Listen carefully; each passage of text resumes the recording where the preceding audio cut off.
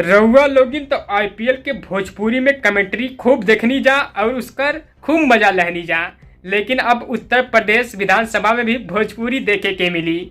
जे भी हुई भोजपुरी से संबंधित वहाँ के विधायक वो भोजपुरी में अब बोली। आज सत्र के दौरान भोजपुरी में विधायक केतकी सिंह ने बोलनी जा। वहाँ भोजपुरी में बोलत बोलत वहाँ के लोग सुन के खूब ठहाका लगवनी जा कि भोजपुरी में भी अब कार्रवाई होत बा। आपके बता दें कि योगी ने कल निर्देश दिया कि जोके जौन भी भाषा आवत रही, ब्रज भाषा, अवधी, भोजपुरी, अपन कार्रवाई में सब कुछ बोल सकत बा। प्रदेश के मुख्यमंत्री जी आपके विशेषकर धन्यवाद कल चाहतनी कि भोजपुरी लेखा भाषा के खाली भोजपुरी ना ए भैया जेकरा के ना बुझात होई तनी माइको लगा लीहा, अपन बटनवा दबा लीहा ताकि बुझा जाओ हम का बोलत तनी।